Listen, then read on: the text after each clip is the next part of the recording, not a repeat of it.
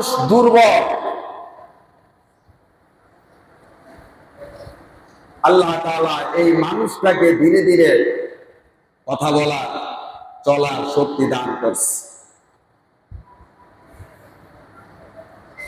মানুষকে আল্লাহ রাব্বুল আলামিন সৃষ্টিজীবের মধ্যে ওয়ালাকাদ কাররামনা বানি আদম, সবচেয়ে বেশি সম্মানিত প্রাণীদের মধ্যে আল্লাহ তাআলা সবচেয়ে বেশি সম্মান দান করেছেন মানুষকে। কাকে?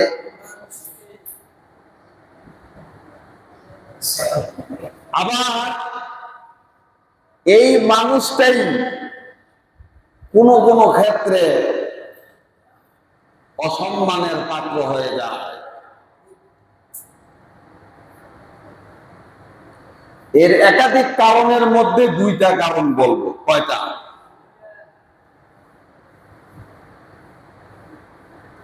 মানুষ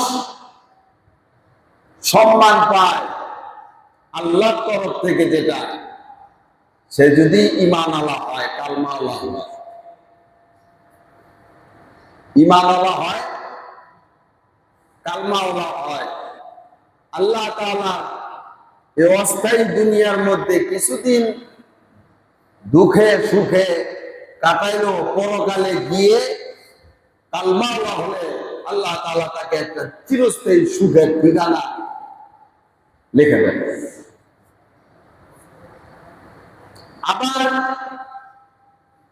নাম্বার 2, এরকমই একজন মানুষ আল্লাহতে বিশ্বাসী নয়, কালমাতে বিশ্বাসী, দুনিয়ার মধ্যে অনেক সুখ শান্তি, কোনো অভাব ছিল না, কিন্তু তার কাছে একটা জিনিস অভাব ছিল, সেটা হচ্ছে কি? কালমা। সেটা কি?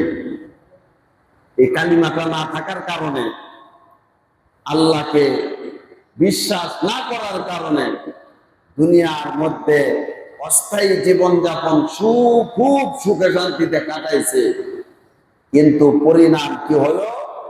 কালমা ছিল না তার কলবের মধ্যে। এই কারণে সে জাহান্নামী হয়ে গেল চিরস্থায়ী।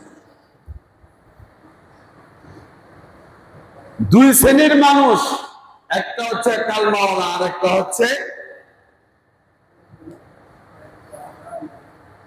তার মধ্যে কালমা ছিল না। পার্থক্য হচ্ছে একজন কালমায় বিশ্বাসী, সে জান্নাতি, আরেকজনের কালমায় অবিশ্বাসী, সে জাহান্নামী। এই কথা সবাই বুঝে। এ কথা বোঝে না পাগল ছাড়া এই কথা কেউ বলতে পারবে না। পাগল ছাড়া এই কথা কেউ বলতে পারবে না। তারপরও আমরা মাঝে মধ্যে আমাদের স্থানে আমরা পাগলের পাগলামি নিয়ে আসি। পাগলের পাগলামি কেমন পাগলামি? আজান দিছে, খবর নাই, আছে না নাই? জামাতের আর 15 মিনিট বাকি আছে, তারও খবর নাই। এমনও মুসলমান আছে কোন ওক্তে কয়টা বাজে নামাজের সালাত আরম্ভ হয়, এই টাইমের খবর তারা জানে। কথা বলেন ঠিক কিনা? অথচ তিনি একজন কর্মচারী, তার ফ্যাক্টরি কয়টা বাজে চালু হয়, কয়টা বাজে ছুটি হয়, তার সব জানা আছে। কিন্তু মুসলমান নামাজের সময়সূচি জানা না। এরকম বহু মুসলমান আছে না নাই? জোরে কন। আফসোস। বলেন তো কি আফসোস? ভাইরা আমার, আল্লাহর দাসত্ব ছাড়া, আল্লাহর হুকুম মানা ছাড়া মানুষের কোনো নাজাত নাই। মানুষের কোনো কি নাই? নাজাত নাই। আল্লাহর হুকুমের সামনে কে ধনী কে গরিব আল্লাহ তাআলা এগুলো দেখেন না। আল্লাহর হুকুম সবার উপরে সমান না বেশ কম? জোরে কর। সমান। ভাইরা আমার, আজকে কোরআন থেকে একটা ঘটনা পেশ করব যে আল্লাহর জন্য আমরা কতটুকু ত্যাগ করেছি, আল্লাহর জন্য নিজেকে কতটুকু আমি তৈরি করেছি, আল্লাহর জন্য জীবন মান সবকিছু দিতে কতটুকু আমি নিজেকে তৈরি রাখছি। এই ঘটনার মাধ্যমে বুঝতে পারবেন আমাদেরও ঈমান আর আল্লাহর সাচ্চা ঈমানদারদের কেমন ঈমান ছিল। ভাইয়েরা আমার, আল্লাহ তাআলা তার হাবিবকে বলেন, ওয়াযকুর ফিল কিতাবি ইব্রাহিম, মুহাম্মদ সাল্লাল্লাহু আলাইহি সাল্লামকে আল্লাহ তাআলা বলেন, ও আমার হাবিব, আপনি কোরআন থেকে, কোরআনুল মাজিদ থেকে ইব্রাহিম আলাইহিস সালামের ঘটনা বর্ণনা করেন। কন্যা সুবহানাল্লাহ। ইন্নাহু কানা সিদ্দীকান নাবিয়্যা, নিশ্চয় ইব্রাহিম আলাইহিস সালাম সত্যতার উপরে অবিচল ছিলেন, একজন সত্য নবী ছিলেন। সুবহানাল্লাহ। আল্লাহর রাসূলকে আল্লাহ বললেন, কুরআনুল মাজিদ থেকে আপনি ইব্রাহিমের আলোচনা করুন। আপনারা শুনবেন না? শুনবেন? ইব্রাহিম আলাইহিস সালাম তিনি পৃথিবীতে এসেছেন হযরত নূহ আলাইহিস সালামের পরে 2000 বছর পর। কত? 2000 বছর পর নূহ আলাইহিস সালামের পরে ইব্রাহিম আলাইহিস সালাম পৃথিবীতে আসলেন। ইব্রাহিম আলাইহিস সালাম হচ্ছেন আবুল আম্বিয়া। বলেন তো কি? আবুল আম্বিয়া অর্থাৎ সকল পয়গম্বরের পিতা। কন্যা সুবহানাল্লাহ। ইব্রাহিম আলাইহিস সালামের পূর্ব মুহূর্তে মাত্র 10 থেকে 12 জন পয়গম্বর ছিলেন। ইব্রাহিম আলাইহিস সালামের পরে যত লক্ষাধিক পয়গম্বর দুনিয়ায় এসেছেন, তার বংশ থেকে এসেছে। কন্যা সুবহানাল্লাহ। লক্ষাধিক নবী, আমাদের নবী পর্যন্ত ইব্রাহিম আলাইহিস সালামের বংশের। কন্যা সুবহানাল্লাহ। ইব্রাহিম আলাইহিস সালামকে আল্লাহ তাআলা 87 বছরের একজন সন্তান দান করেছিলেন, যার নাম ছিল ইসমাঈল আলাইহিস সালাম। বলেন কি? ইসমাঈল আলাইহিস সালাম তার দ্বিতীয় পুত্র ইব্রাহিম আলাইহিস সালামের যখন 100 বছর হয়, তাকে আল্লাহ তাআলা দ্বিতীয় পুত্র দান করলেন, তার নাম ছিল ইসহাক। বলেন কি? ইসহাক আলাইহিস সালাম থেকে জন্মগ্রহণ করেছিলেন ইয়াকুব আলাইহিস সালাম। ইয়াকুব আলাইহিস সালাম থেকে জন্মগ্রহণ করেছিলেন ইউসুফ আলাইহিস সালাম। এভাবে যেতে যেতে বনি ইসরাইলের বংশধর ইয়াকুব আলাইহিস সালাম থেকে শুরু হয়। এই বনি ইসরাইলের মধ্যে আল্লাহ তাআলা 1,24,000 পয়গম্বর তিনি পাঠিয়েছেন। কন্যা সুবহানাল্লাহ। আর ওদিক দিয়া মাত্র ইসমাঈল আলাইহিস সালামের বংশ থেকে একজন পয়গম্বর, আখেরি পয়গম্বর, আমার আপনার প্রাণের নবী, বিশ্ব নবী, নবী মুহাম্মদুর রাসূলুল্লাহ সাল্লাল্লাহু আলাইহি সাল্লাম। তাহলে বুঝা গেল ইব্রাহিম আলাইহিস সালাম থেকে সমস্ত পয়গম্বর পৃথিবীতে এসেছেন, 10-12 জন পয়গম্বর ছাড়া।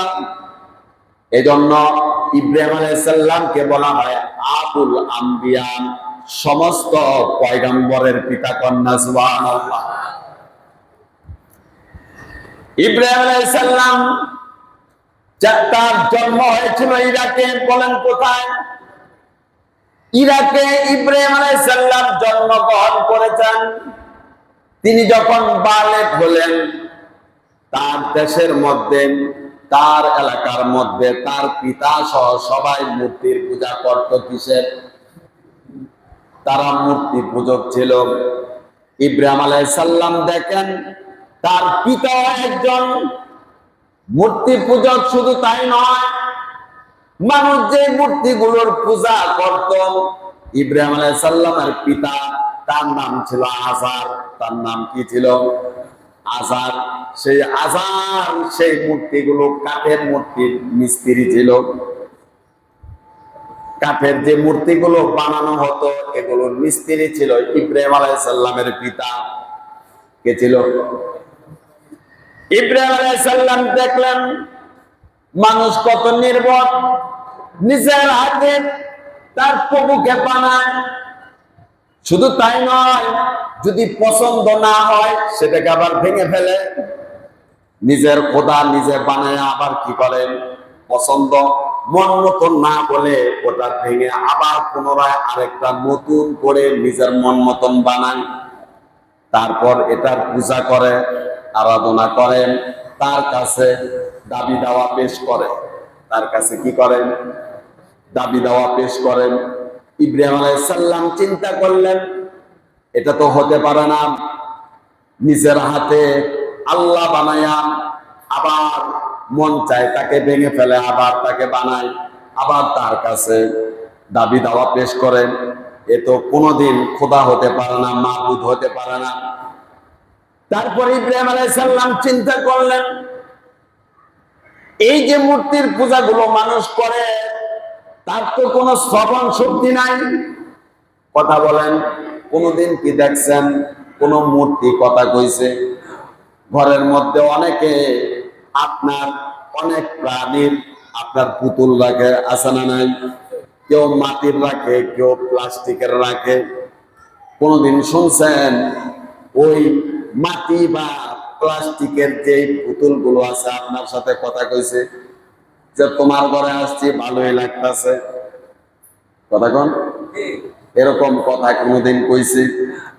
ইব্রাহিম আলাইহিস সালাম চিন্তা করলেন, যেই জিনিস শ্রবণ শক্তি নাই, চোখে দেখার মতন শক্তি নাই, আমার কথা বোঝার মতন শক্তি নাই, নিজেও কোনো কথা ব্যক্ত করতে পারে না, সে আবার কেমনে খোদা হয়? সে আবার কেমনে খোদা হয়? পেরেশানি বেড়ে গেছে। ইব্রাহিম আলাইহিস সালামের কাছে এগুলো ভালো লাগে না, ভালো লাগে না। মানুষের এই অধঃপতন দেখে তিনি চিন্তায় এবং পেরেশানির মধ্যে পড়ে গেছেন। চিন্তা করে দেখলেন, আরে আমার ঘরের মধ্যেই তো সমস্যা। যে মূর্তি মানুষ পূজা করে, আরাধনা করে, সেই মূর্তি তো আমার আব্বাই বানায়। কে বানায়? ইব্রাহিম আলাইহিস সালাম এবার চিন্তা করলো, নিজের ঘর থেকে দাওয়াত স্টার্ট করতে হবে। সুবহানাল্লাহ। এজন্য নিয়ম হচ্ছে মানুষকে বলার আগে নিজের ঘরকে ঠিক করা। আমাদের দেশে দেখবেন অনেক পণ্ডিত আছে নিজের ঘরের নামাজ পড়ে নাই, পরে নামাজ পড়লো কি পড়লো না এই বয়ান আছে না নাই? নিজের ফ্যামিলির মধ্যে মহিলারা পর্দা করে কি করে না এই খবর নাই, কিন্তু পরের মহিলারা পর্দা নিয়ে তার মাথা নষ্ট। আছে না নাই? সুরাকান নিজের 3.5 হাত বডির মধ্যে সুন্নাত খুঁজে পায় না, আরেকজন কয় তুমি সুন্নাত পালন করো না। আছে না নাই? জোরে কোন আছে না নাই?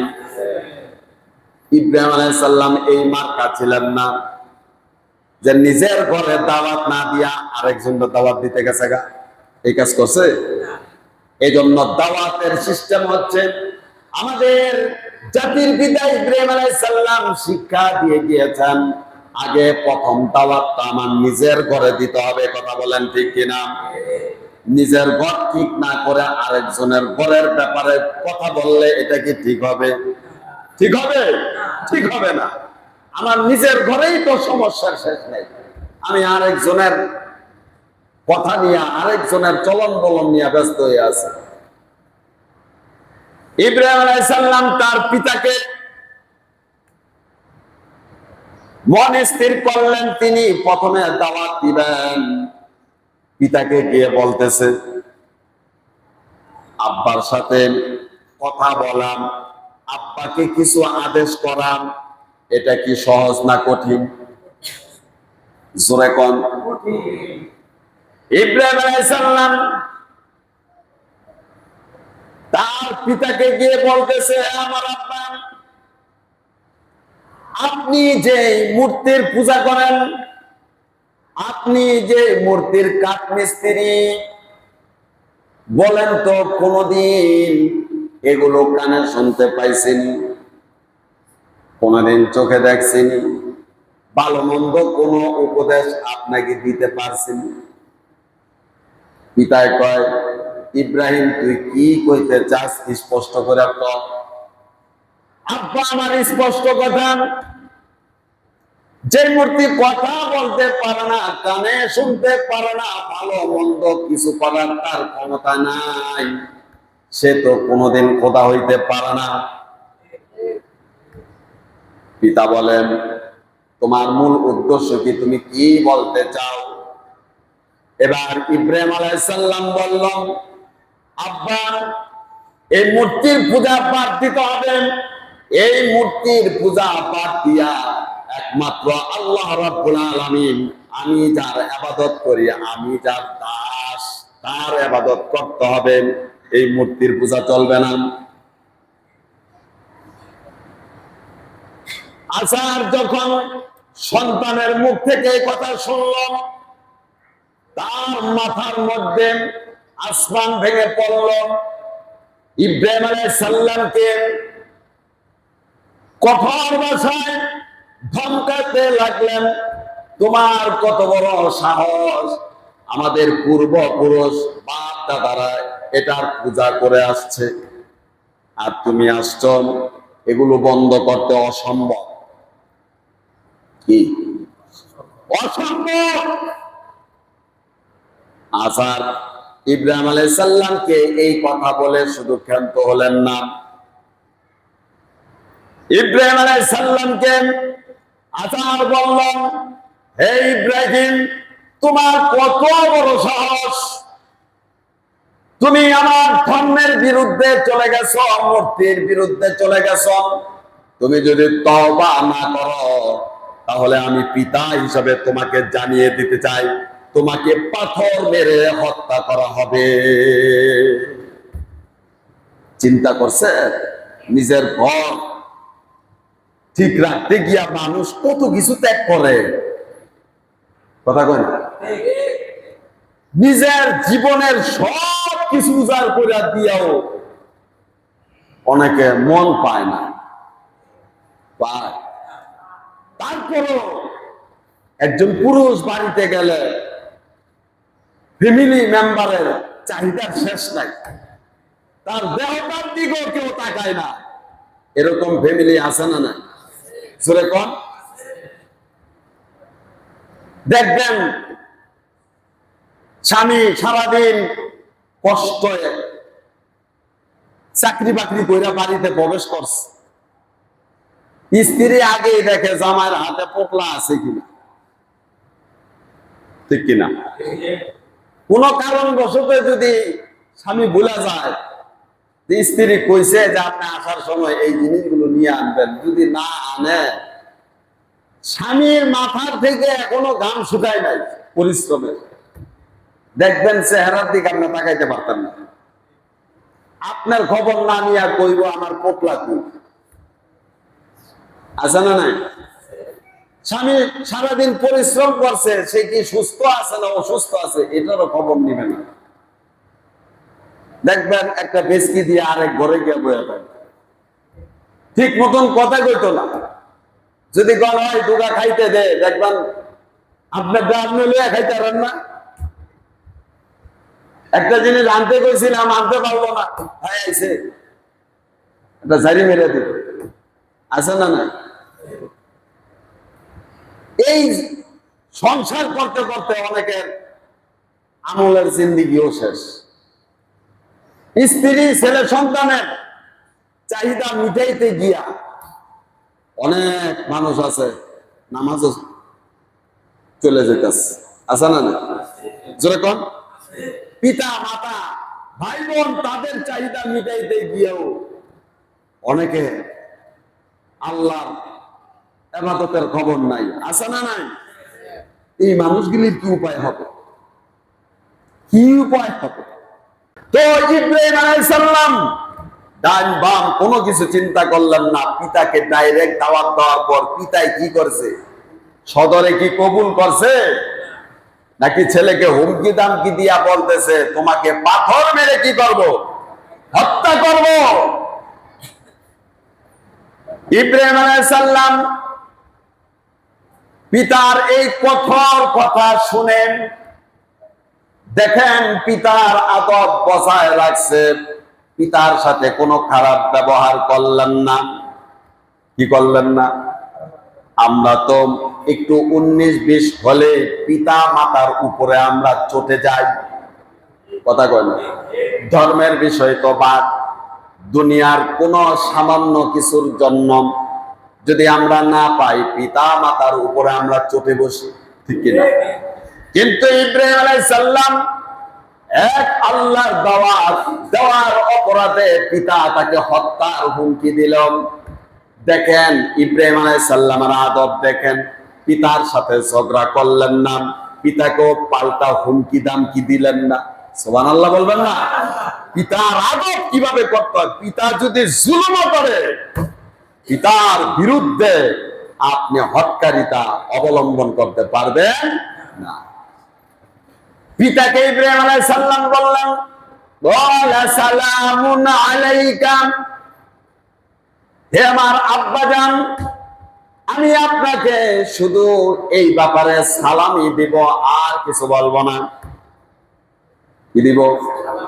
সালাম দিয়ে আপনার কাছ থেকে আমি আজকে থেকে আলাদা হয়ে গেলাম, আজকে থেকে আপনার সাথে আমার কোনো সম্পর্ক নাই।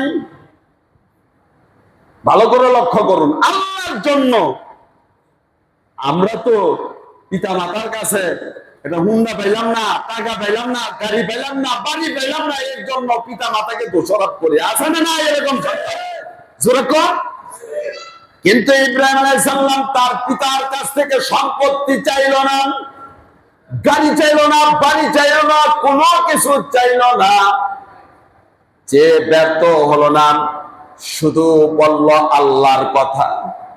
চিন্তা করে দেখেন, আল্লাহর দাওয়াত দেওয়ার অপরাধে ইব্রাহিম আলাইহিস সালামকে তার পিতা হত্যা করতে চায়, আর ইব্রাহিম আলাইহিস সালামও বলে দিলেন হে আমার পিতা আমি শুধু আপনাকে এর জবাব সালাম দিব। কন্যা সুবহানাল্লাহ।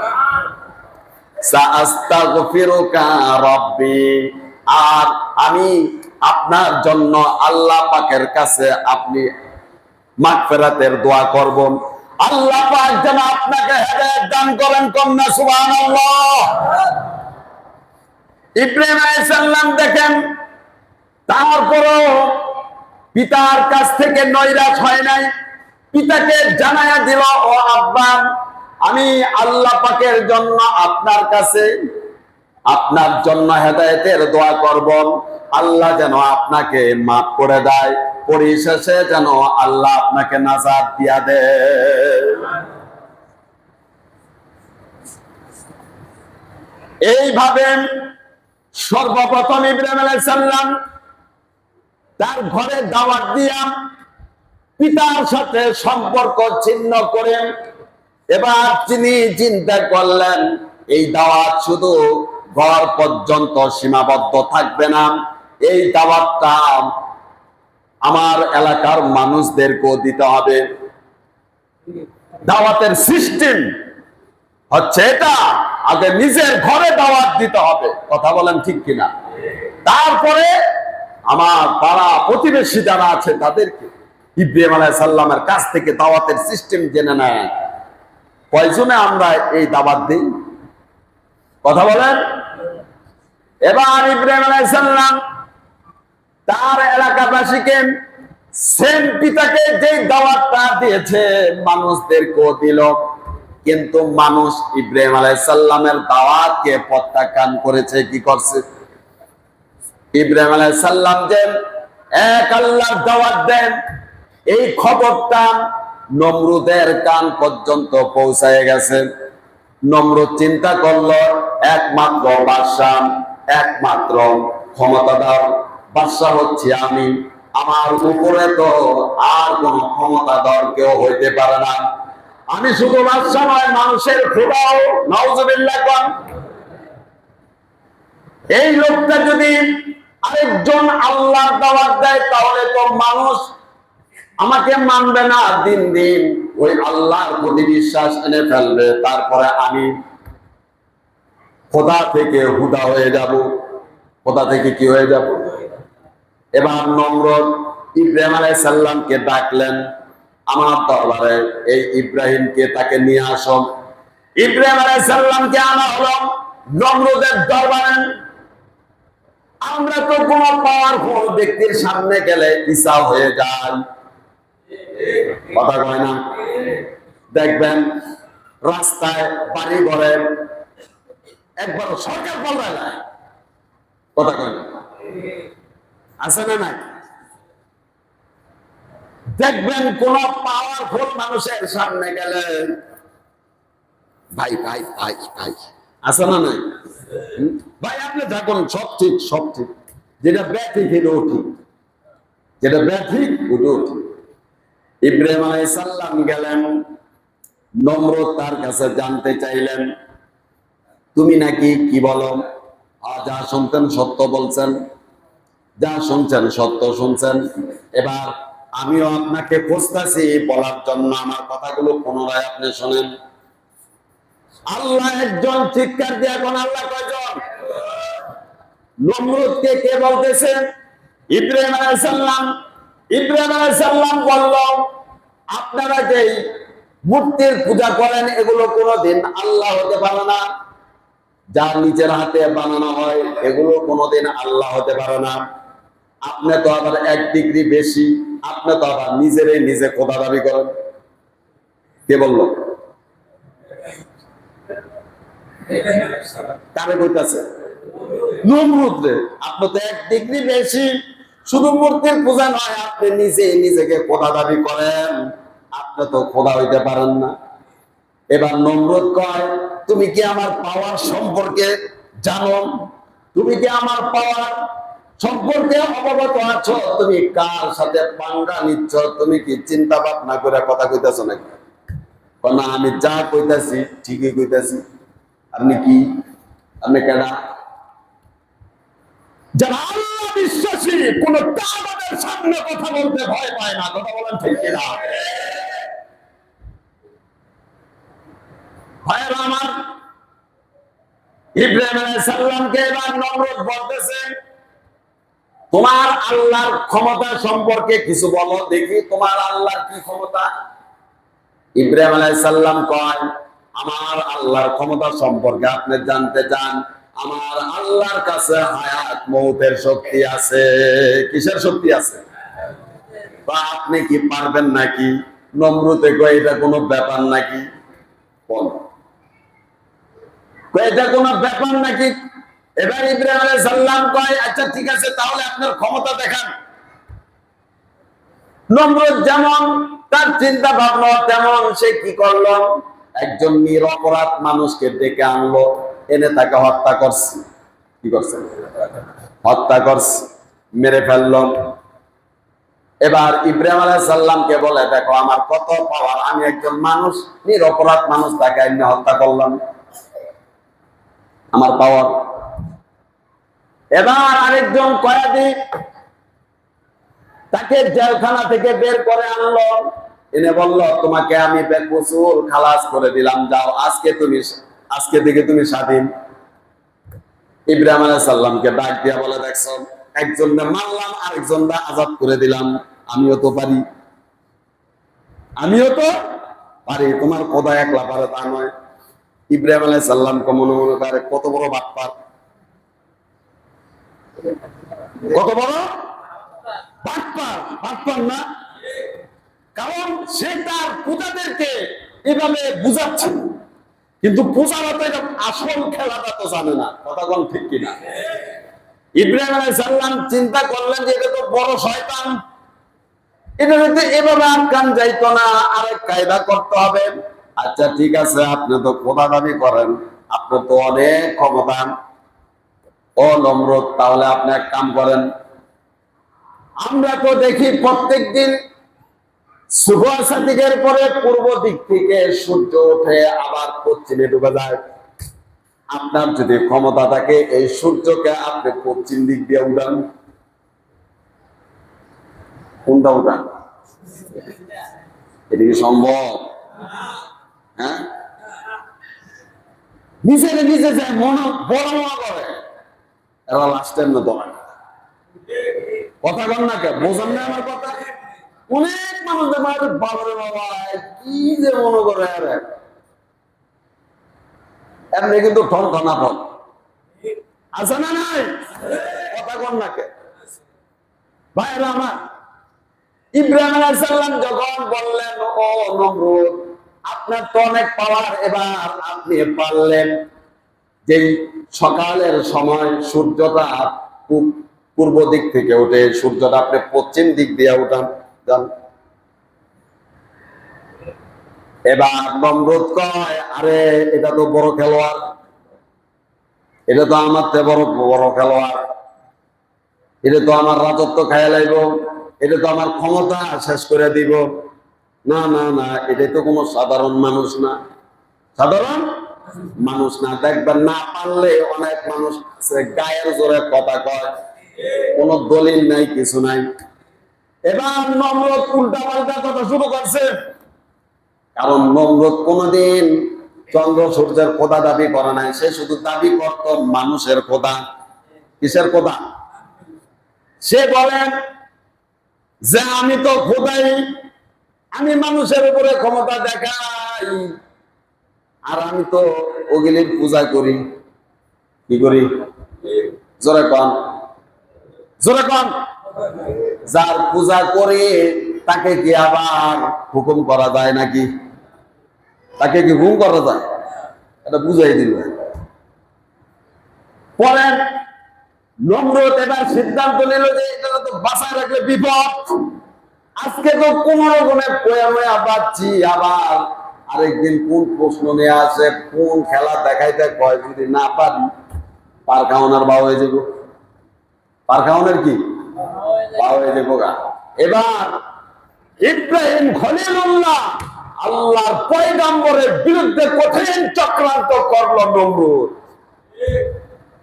সে তার মন্ত্রী বর্গদেরকে নিয়ে ইব্রাহিম আলাইহিস সালামের বিরুদ্ধে সে চক্রান্ত করলো, ইব্রাহিম আলাইহিস সালামকে আগুনে পুড়িয়ে ফেলার ষড়যন্ত্র করলো। নাউজুবিল্লাহ কইতেন না? আল্লাহর পয়গম্বরকে পুড়িয়ে ফেলবে, এত বড় চক্রান্ত, এটা তো কোনোদিন মানুষ হইতে পারে না।